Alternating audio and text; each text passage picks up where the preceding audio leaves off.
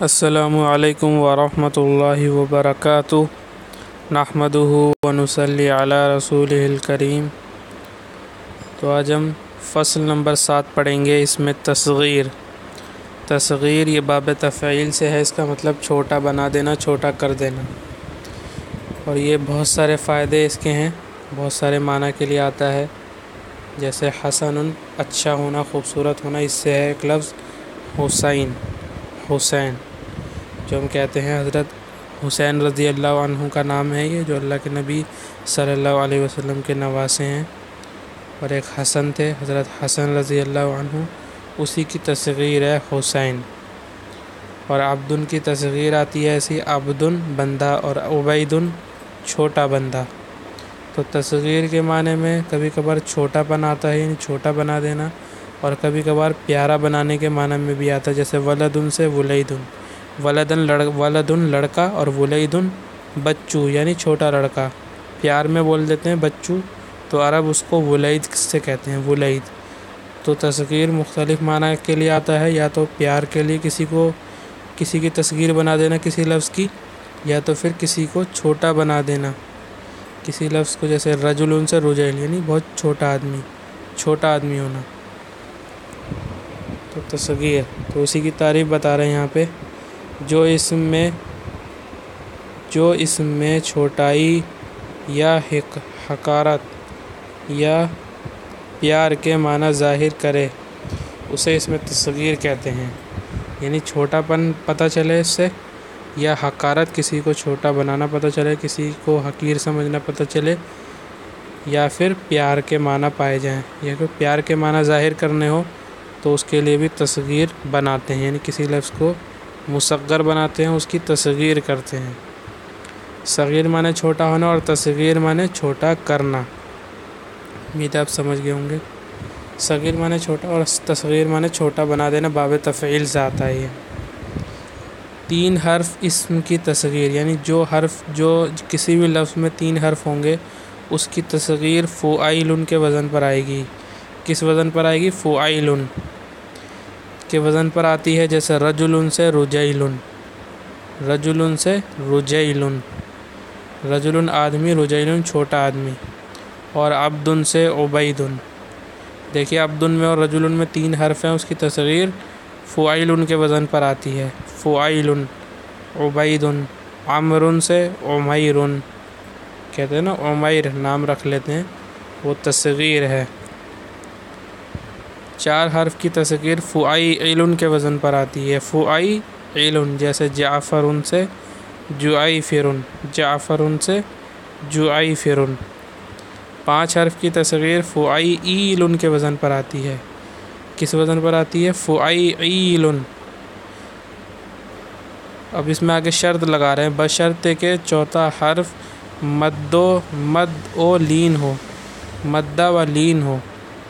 مد کہتے ہیں جو کھینچے، جیسے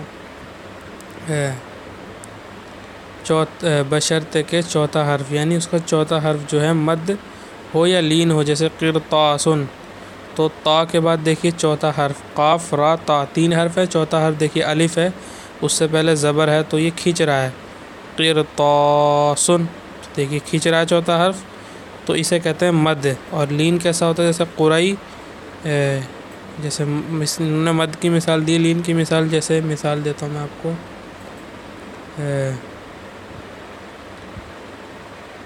جیسے لین کی مثال یوں ہوتی ہے، مد اور لین سمجھ لیجیے، جیسے بابن، یہ مد کی مثال ہے، بابن، تو کھینچ رہا ہے، یہ الف جو ہے یہ کھینچتا ہے، تو جب کھینچے گا تو مد ہوگا، اور لین کب ہوگا؟ جب مد نہ ہو، جیسے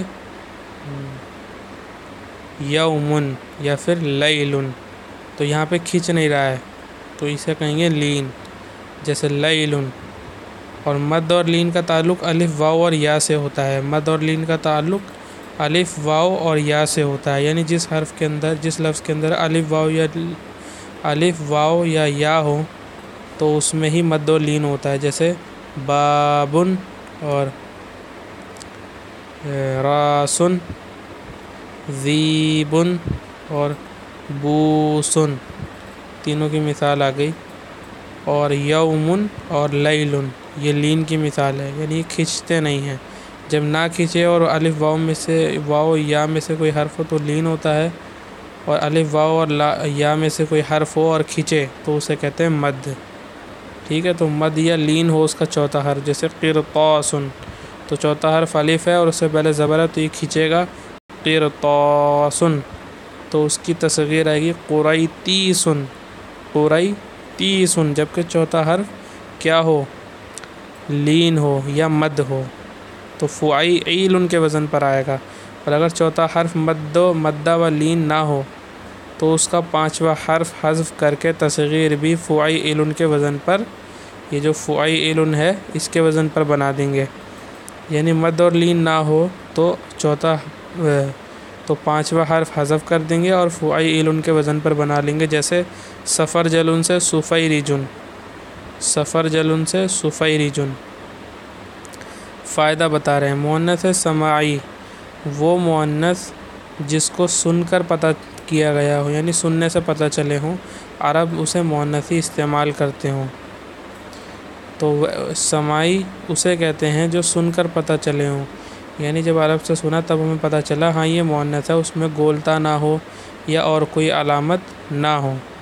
آگے آ رہی ہے معرفہ نکرہ کے بعد مذکر مؤنث کی بحث آ رہی ہے، تو تصغیر میں ظاہر ہو جاتی ہے، یعنی جب کسی حرف کو، کسی لفظ کو عرب مؤنث استعمال کریں تو تصغیر میں گولتا ظاہر ہو جاتی ہے، اس سے پتہ چل جاتا ہے یہ لفظ مؤنث ہے۔ جیسے ارزن، یہ مؤنث لفظ ہے، اس کی تصغیر آتی ہے اریزتن، اریزتن فعیلتن کے وزن پر ہے، فعیل کے تصغیر، فعیل کی مؤنث فعیلتن آتی ہے، تو تصغیر میں گولتا ظاہر ہو جائے گی اریزتن۔ ارزن میں 3 حرف ہیں، گولتا تھی وہ تصغیر میں ظاہر ہو گئی اریزتن۔ اور شمسن سے شمیستن، شمسن سے شمیستن، فعیلتن کا وزن ہے، یہ فعیلتن، فعیل کی مؤنث ہے۔ فائدہ، جس کا آخری حرف حذف ہو گیا ہو وہ تصغیر میں واپس آ جاتا ہے، جیسے ابن سے بنیٌ، جیسے ابن سے بنیٌ، ابن اصل میں بنون تھا، کیا تھا؟ بنون، اور اخون سے اخیٌ، اخون سے اخیٌ، تو یہ بھی ہے اس کی مثال۔ اور ابون سے، ابن جو ہے اصل میں ابون تھا، اس سے ابیٌ، کہتے ہیں نا ابی بن کعب، ابی بن کعب، تو ابی جو ہے یہ ابن کی تصغیر ہے۔ تو ابن میں 2 حرف تھے، جب تصغیر کی تو تیسرا حرف بھی واپس آ گیا جو کہ واو تھا۔ وآخر دعوانا ان الحمد للہ رب العالمین۔